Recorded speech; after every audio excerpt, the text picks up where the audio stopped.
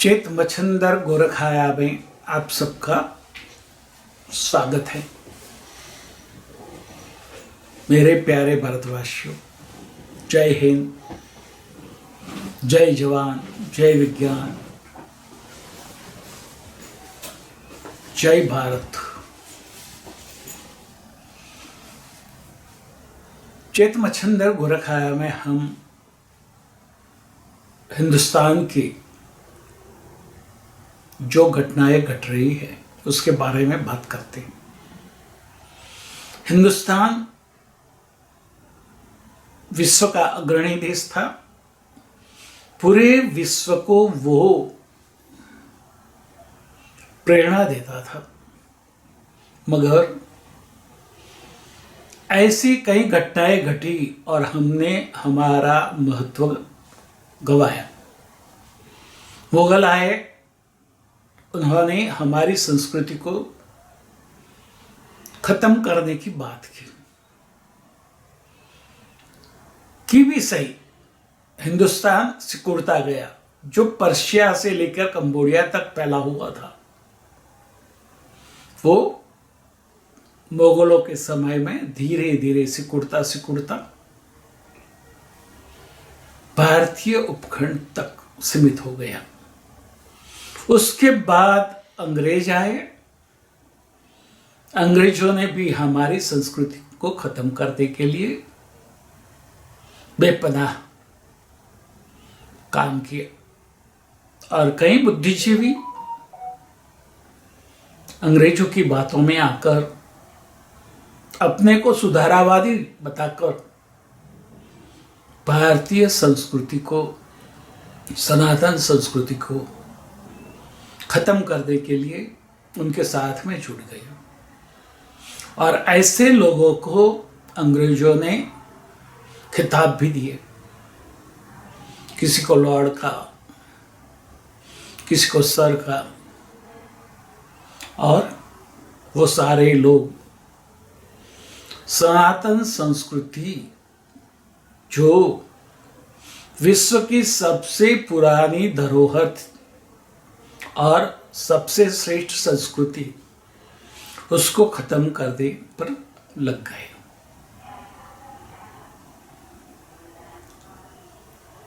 ये बात सुधारे के नाम पर हम समझ नहीं पाए और सबने अपने आप को हिंदू होने की वजह से कोसना शुरू किया। मगर जब पता चला कि सबसे श्रेष्ठ संस्कृति हिंदू है, हिंदू संस्कृति है, पूरे विश्व ने उसको आदर से देखना शुरू किया, उसके हिसाब से जीवन जीना शुरू किया, और तब हमें हमारी संस्कृति का मूल्य समझ में आया। फिर हम आजाद हुए, देश और सिकुड़ा, पाकिस्तान और बांग्लादेश अलग हुए और कांग्रेस का शासन, उसने हिंदुओं को बांटा, हिंदुस्तान की प्रजा को बांटा,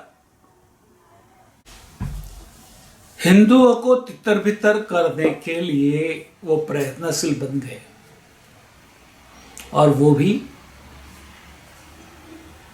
प्रगति के नाम पर। पहले हिंदू मुस्लिम को बांटा, फिर आदिवासी और हिंदुओं को बांटा, फिर हरिजन और हिंदुओं को बांटा, फिर जातियों से सबको बांटते गए।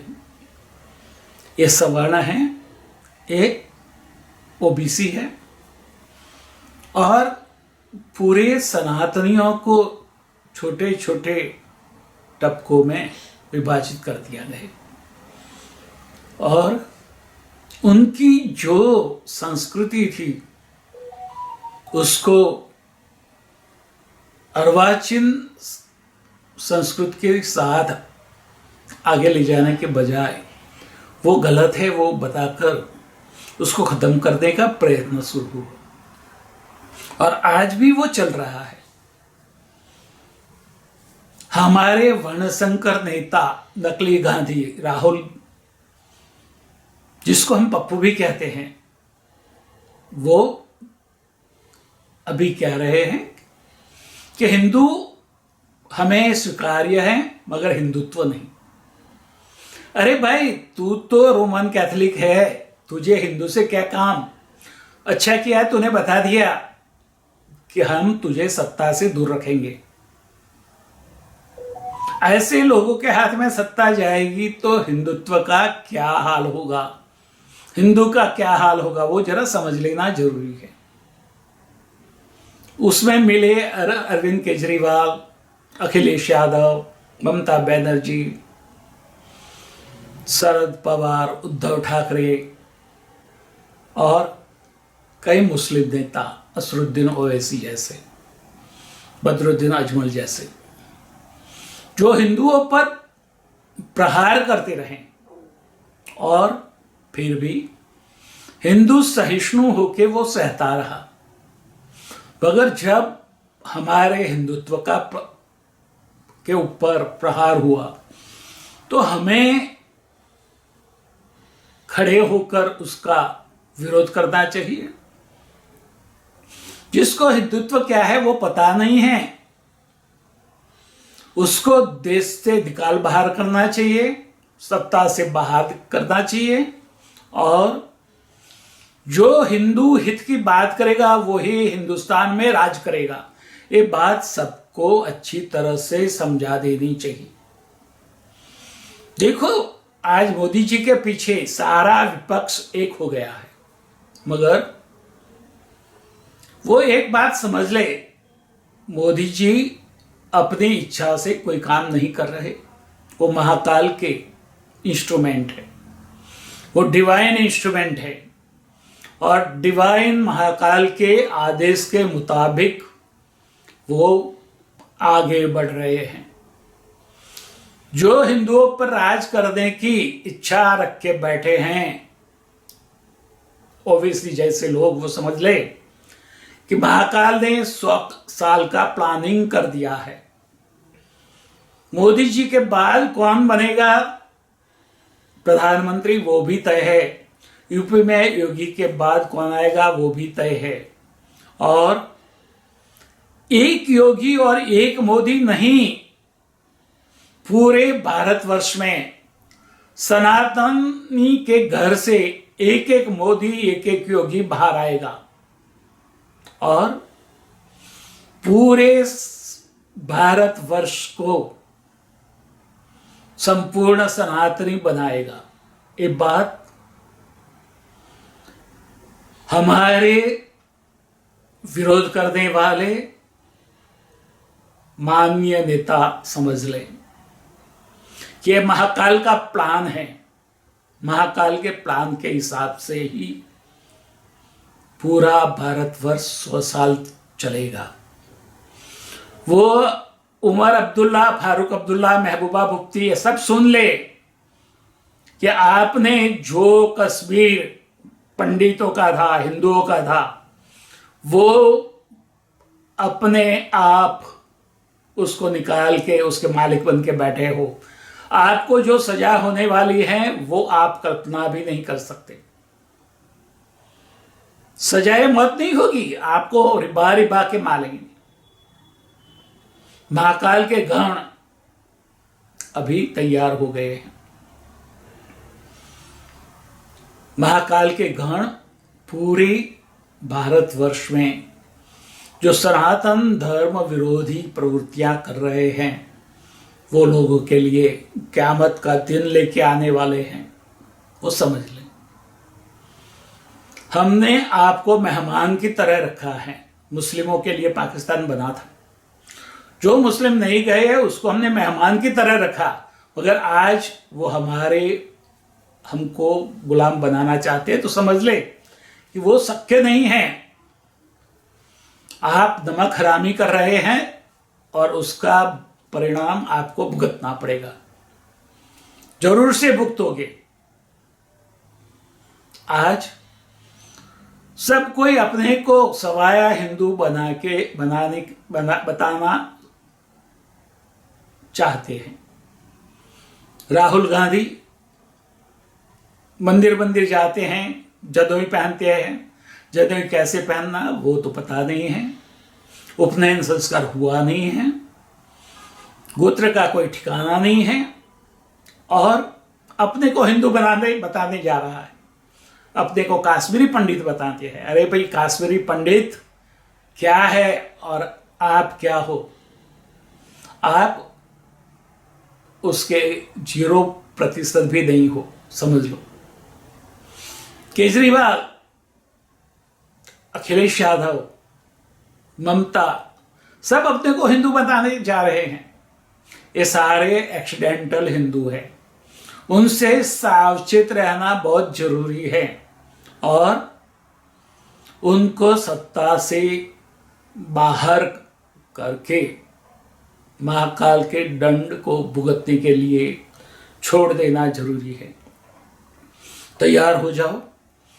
सनातन धर्मियों, अपना धर्म का महत्व समझो, हिंदुत्व का महत्व समझो, उसके अनुसार जीवन जियो, और जो एक्सीडेंटल हिंदू है उनको सत्ता से बाहर करो।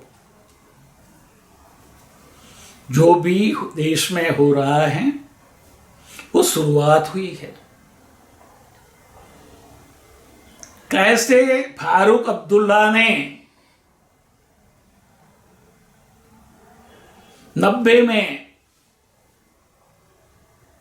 वो खुद लंदन चले गए और कश्मीरी पंडितों को मारने के लिए मुस्लिमों को आदेश दे दिया। 4 लाख पंडित मर गए। 4 लाख पंडित कश्मीर छोड़ के देश के दूसरे भागों में निर्वासित बन के घूम रहे हैं। उनको उनकी सजा मिलनी चाहिए। कोर्ट भी आंखें बंद करके बैठी है। न्याय की देवी अंधी है, उसके आंख पर पट्टी है, मगर जो न्याय देने वाले जजिज हैं, न्यायाधीश है, उनके आंख पर तो पट्टी नहीं है। वो उनकी चापलूसी क्यों करते हैं? ये बात हिंदुओं को अब समझ में आ गई है। उनको सजा करो, उनको उनके गुनाह का परिणाम भुगतने के लिए मजबूर कर दो। खाली वो ही नहीं है, देश को लूटने वाले नकली गांधी परिवार को भी उनकी जगह जेल में है, वो बेल पर है, वो याद रखना चाहिए। ममता बनर्जी